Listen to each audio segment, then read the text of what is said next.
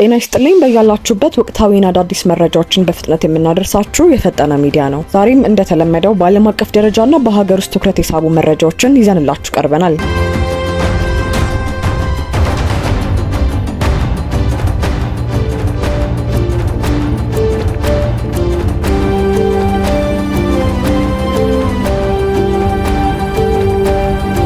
ትራምፕና የኔታንያሁ የፍርድ ቤት ውጥረት። የእስራኤል ጠቅላይ ሚኒስትር ቤንጃሚን ኔታንያሁ በሙስና በጉቦና እምነትን በመጣስ ወንጀል የተመሰረተባቸውን ክስ ለመከላከል ረቡዕ ዕለት ፍርድ ቤት ቀርበው ነበር። ሆኖም የዕለቱ የፍርድ ቤት ውሎ የተለመደ አልነበረም። ጠቅላይ ሚኒስትሩ የጋዛውን ጦርነትና ሰብአዊ እርዳታን ሰበብ በማድረግ ችሎቱ እንዲያጥርላቸው ጠይቀዋል። ዳኞች መጀመሪያ ላይ ጥያቄውን ውድቅ ቢያደርጉም በኋላ ላይ ግን ለአንድ ሰዓት ያህል ከፍርድ ቤት ወጥተው በመከላከያ ሚኒስቴር የጸጥታ ምክክር እንዲያደርጉ ፈቅደውላቸዋል። የአሜሪካው ፕሬዝዳንት ዶናልድ ትራምፕ ይህ የፍርድ ቤት ሂደት እስራኤልን በዓለም ፊት መጥፎ ያስመስላታል በሚል ስጋታቸውን ገልጸዋል። ትራምፕ ለእስራኤሉ ፕሬዝዳንት አይዛክ ሄርዞግ በላኩት ተደጋጋሚ መልእክት ለኔታንያሁ ይቅርታ እንዲደረግላቸው ግፊት እያደረጉ ይገኛሉ።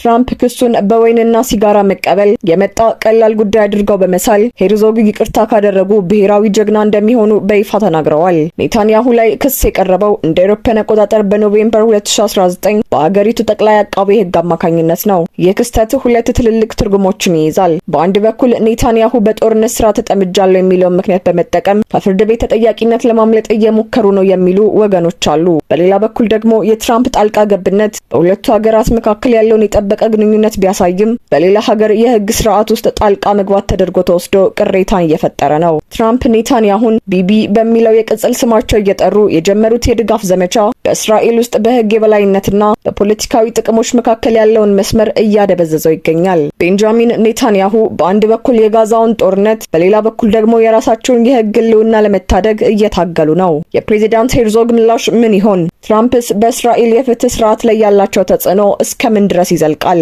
ከእስራኤል የፖለቲካ ውጥረትና ከትራምፕ የይቅርታ ጥሪ ወጥተን ወደ ሀገር ውስጥ የፋይናንስ መረጃ ስናመራ በተለይ በዲጂታል ንግድና በክሪፕቶ ከረንሲ ላይ ለተሰማራችሁ ኢትዮጵያውያን ትልቅ ዜና አለን። የዓለማችን ግዙፉ መድረክ ባይናንስ ከኢትዮጵያ ብር ጋር ያለውን ግንኙነት እያቋረጠ ነው። ክሪፕቶ ከረንሲ በኢትዮጵያ ወዴት እየገሰገሰ ነው? የክሪፕቶ ምንዛሬ ግብይት መድረክ የሆነው ባይናንስ በኤክስ ማህበራዊ ገጹ ባወጣው መግለጫ መሰረት ከግንቦት 7 ቀን 2018 ዓ.ም ጀምሮ በኢትዮጵያ ብር የሚደረጉ የክሪፕቶ ግብይቶችን እንዲሁም ፒቱፒ ትሬዲንግ ሙሉ በሙሉ ያቆማል።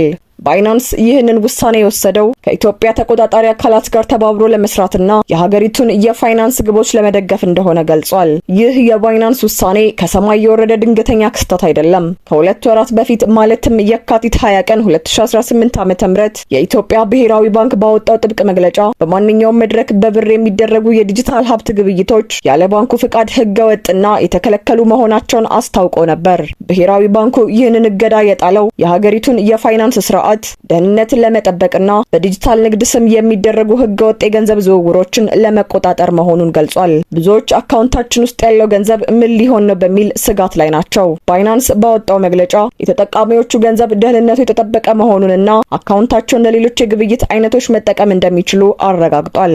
እገዳው የሚመለከተው በኢትዮጵያ ብር የሚደረገው የፒር ቱ ፒር ልውውጥ ብቻ ነው። የኢትዮጵያ ብሔራዊ ባንክ በአሁኑ ወቅት የዲጂታል ፋይናንስ ተሳትፎን በስርዓት ለመምራት የሚያስችል አጠቃላይ የቁጥጥር ማዕቀፍ እያዘጋጀ መሆኑን ገልጿል። ይህ ማለት መንግስት ክሪፕቶ ከረንሲን ሙሉ በሙሉ አይቀበልም ማለት ሳይሆን በቁጥጥር ስር ያለና ለሀገር ኢኮኖሚ እውቅና ያለው አሰራር ለመዘርጋት ጊዜ እየወሰደ መሆኑን ያሳያል። ባይናንስም ቢሆን ሁኔታዎች ሲመቻቹ በድጋሚ ለመጀመር ተስፋ እናደርጋለን ማለቱ ወደፊት በህጋዊ ማዕቀፍ ውስጥ ተመልሶ የመግባት ፍላጎት እንዳለው ይጠቁማል። በኢትዮጵያ የክሪፕቶ ንግድ አሁንም ቢሆን በፈተና ውስጥ ይገኛል። ተጠቃሚዎች የባይናንስን የመጨረሻ ጊዜ ገደብ ማለትም ግንቦት 7 ቀን ድረስ ግብይቶቻቸውን እንዲያስተካክሉ ይመከራል። ወደፊት የኢትዮጵያ ብሔራዊ ባንክ የሚያወጣው አዲሱ የዲጂታል ፋይናንስ ማዕቀፍ ምን ይዞ እንደሚመጣ በጉጉት የሚጠበቅ ይሆናል። የክሪፕቶ ምንዛሬው ዓለም ወደፊት በሚወጡ የህግ ማዕቀፎች የሚወሰን ቢሆንም አሁን ደግሞ በቀጥታ ወደ ደቡብ ኢትዮጵያ ወላይታ ሶዶ እናምራ። እዚያ የሚገኙ ተማሪዎች ከፋይናንስ እጥረት ባለፈ ሰብአዊ ክብራቸውንም እያጡ መሆኑን በምሬት እየተናገሩ ይገኛሉ። የወላይታ ሶዶ ዩኒቨርሲቲ ተማሪዎች አሳዛኝ ሮሮና የተቋሙ መውደቅ። ተማሪ ነን ወይስ በረዲት የምንኖር ስደተኞች? ይህ የወላይታ የወላይታ ሶዶ ዩኒቨርሲቲ ተማሪዎች ዛሬ እያነሱት ያለ ጥያቄ ነው። መጽሐፍት ይዘው በዲግሪ ሊመረቁ የወጡ ወጣቶች ዛሬ ካፌ ውስጥ በሰራተኞች ስድብና እንግልት እየደረሰባቸው የራሳቸውን ሰሃን አጥበው ለመብላት ተገደዋል። የወላይታ ሶዶ ዩኒቨርሲቲ አገልግሎት ከጊዜ ወደ ጊዜ እያሽቆለቆለ መሄዱን ተከትሎ የተማሪዎች ቁጣ ገንፍሏል። ዝርዝሩን እንደሚከተለው ባለፉት 3 ዓመታት በዩኒቨርሲቲ ዋና ግቢ ሲማሩ የቆዩ ተማሪዎች እንደሚገልጹት ከሆነ ግቢው ቀድሞ ከነበረበት የጥራት ደረጃ አሽቆልቁሎ ዛሬ ላይ ለመማር እጅግ አስቸጋሪ ወደ ሆነ ሁኔታ ተቀይሯል። ቲክፋ ኢትዮጵያ ከተማሪዎች በተቀበለው ቃል ችግሩ ከአንድ አቅጣጫ ብቻ ሳይሆን ከመመገቢያ ካፌ እስከ ትምህርት ጥራት ድረስ የተዘረጋ መሆኑን ገልጸዋል። ተማሪዎች እንደሚሉት የካፌ ሰራተኞችና አስተባባሪዎች ተማሪውን እንደ እውቀት ፈላጊ ሳይሆን በእርዳታ እንደሚመገብ ሰው ነው የሚመለከቱት። ስድብ፣ ማንቋሸሽና ትንኮሳ የዕለት ተዕለት ክስተቶች ሆነዋል። ከሁሉም በላይ ደግሞ የምግብ ሰዓት ሳይጠናቀቅ ምግብ አልቋል ተብሎ ተማሪዎች በባዶ ሆዳቸው ወደ መኝታ ክፍላቸው እንዲመለሱ መገደዳቸው በትምህርት ትኩረታቸው ላይ ከፍተኛ ጫና ፈጥሯል። ዩኒቨርሲቲው በቂ የጽዳት ሰራተኛ ባለመመደቡ ተማሪዎች የምግብ ትሪዎችንና የሻይ ኩባያቸውን ራሳቸው አጥበው እንዲጠቀሙ ይገደዳሉ።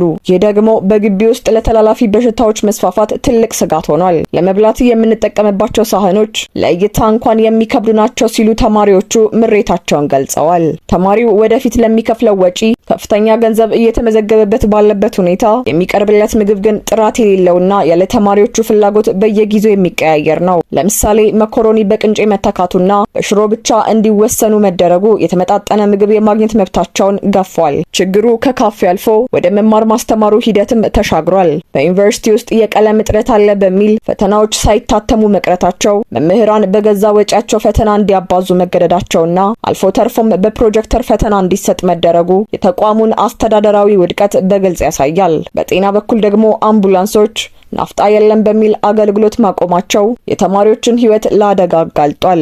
ይህ ቅሬታ ከተማሪዎች ብቻ የመጣ አይደለም። የዩኒቨርሲቲው ሰራተኞችም ሁኔታው አሳሳቢ መሆኑን አረጋግጠዋል። ዩኒቨርሲቲው ቀድሞ የምናውቀው ተቋም አይደለም የሚሉት ሰራተኞቹ የግብዓት እጥረት፣ የኤሌክትሪክ መቆራረጥና የጄኔሬተር አለመነሳት ተቋሙን ዳር እያደረሰው መሆኑን ሳይሸሽጉ ተናግረዋል። የወላይታ ሶዶ ዩኒቨርሲቲ ሁኔታ የሚያሳየው የኢትዮጵያ ከፍተኛ የትምህርት ተቋማት ውስጥ ያለውን የአስተዳደር መላሸቅና የበጀት አጠቃቀም ክፍተትን ነው። ተማሪዎች ለወደፊት ህይወታቸው ስንቅ በሚሰበስቡበት ወቅት መሰረታዊ ፍላጎታቸው አለመሟላታቸው በተማሪዎች ስነ ልቦና ላይ የሚፈጥረውን ጠባሳ ቀላል አይደለም። ትምህርት ሚኒስቴር በዚህ ጉዳይ ላይ አስቸኳይ ጣልቃ ገብነት ካላደረገ ነገሩ ከቅሬታ ወደ ከፋ ቀውስ ሊያመራ እንደሚችል መገመት አያዳግትም።